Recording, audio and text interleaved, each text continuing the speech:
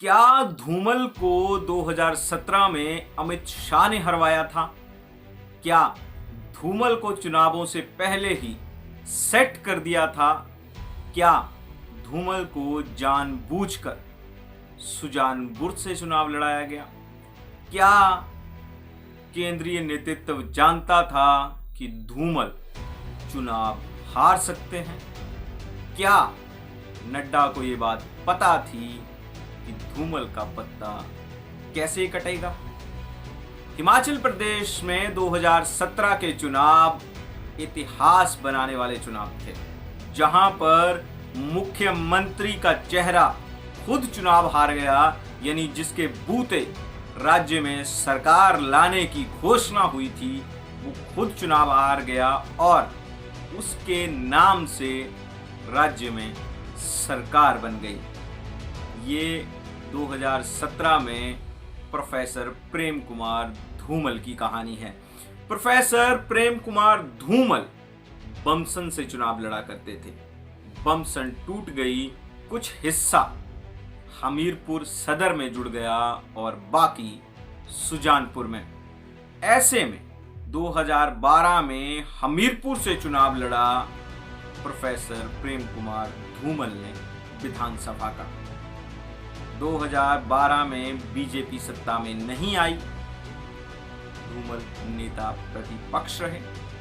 2017 में धूमल के चेहरे पर बीजेपी ने चुनाव लड़ने का ऐलान अंतिम समय में किया। सोर्सेस की माने तो बीजेपी तक ये संदेशा पहुंच चुका था कि यदि प्रोफेसर प्रेम कुमार धूमल को मुख्यमंत्री का चेहरा घोषित नहीं किया गया तो राज्य में सरकार आना मुश्किल है, क्योंकि धूमल के चहेतों को ये लग रहा था कि जगत प्रकाश नड्डा अपनी गोटियां सेट ना कर जाएं कहीं। ऐसे में नड्डा के समर्थक जो प्रत्याशी हैं वो तभी चुनाव जीतेंगे यदि धूमल को चेहरा घोषित किया जाता है। और सुजानपुर में अमित शाह धूमल का हाथ उठाकर कहते हैं कि प्रदेश का नेतृत्व करेंगे प्रोफेसर प्रेम कुमार धूमल यदि हमारी सत्ता आती है। और फिर आता है रिजल्ट का दिन। सब चुनाव जीत रहे थे बीजेपी के प्रत्याशी, लेकिन सुजानपुर से बार बार खबर आ रही थी कि प्रोफेसर प्रेम कुमार धूमल पीछे चल रहे हैं। कुछ समय खबर आई कि अब आगे हो गए हैं। ये भारतीय जनता पार्टी और धूमल समर्थकों की कहीं ना कहीं हिचकोले खाती सांसें ये बता रही थी कि कुछ भी हो सकता है।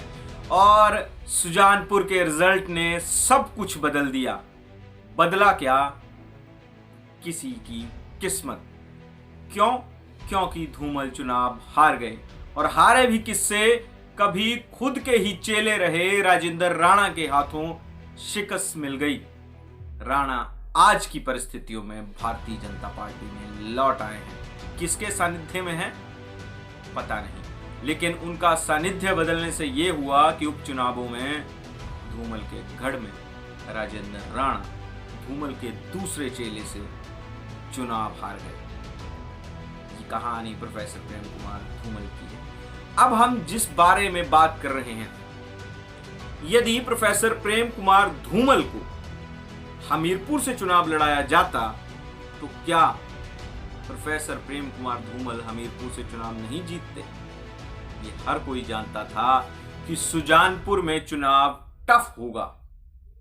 ये हर कोई जानता था कि सुजानपुर में खेल फंस सकता है, लेकिन फिर भी प्रोफेसर प्रेम कुमार धूमल को सुजानपुर से चुनाव लड़ना पड़ा या खुद लड़ा, ये तो कार्यकर्ताओं की जुबानी पूछें कि गुजरात लॉबी नहीं चाहती थी धूमल को। गुजरात लॉबी जगत प्रकाश नड्डा की मित्र है और उन्होंने ही ये सारा षड्यंत्र रचा। ये धूमल के करीबी कहते हैं।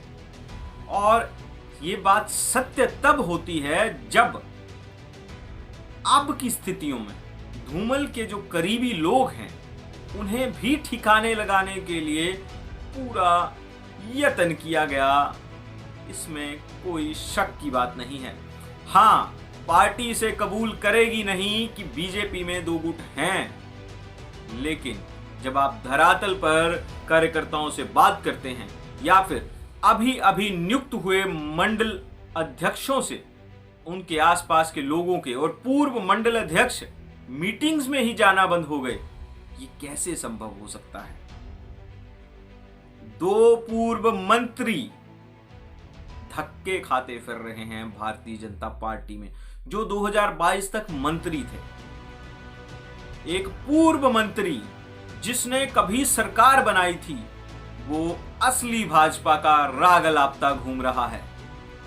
तो विशाल नेहरिया युवा नेता पता नहीं कहां खो गए हैं। वहीं राजेश ठाकुर जो एक चुनाव हारे गायब हैं। वहीं बलदेव शर्मा जो यूथ ब्रिगेड बलदेव शर्मा के साथ होती थी, वो यूथ ब्रिगेड जो संघ की शाखाओं में उपलब्ध होती थी, आजकल कांग्रेसी युवाओं नेताओं के साथ उनकी फोटोज सार्वजनिक तौर पर आप देख सकते हैं। रेस्ट हाउस में उन्हें आप देख सकते हैं बैठे हुए। क्यों हो रहा है ऐसे? इसलिए कि दो गुट हैं। स्वीकार्यता करना या नहीं ये बीजेपी स्वयं में जान लेगी, लेकिन क्या बीजेपी में कुछ पक रहा है?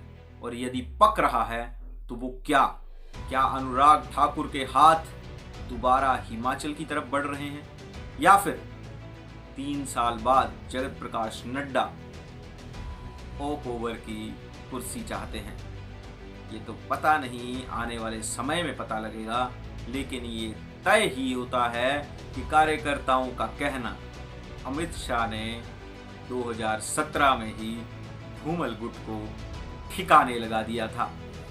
क्या यह सच है? कमेंट बॉक्स के माध्यम से जरूर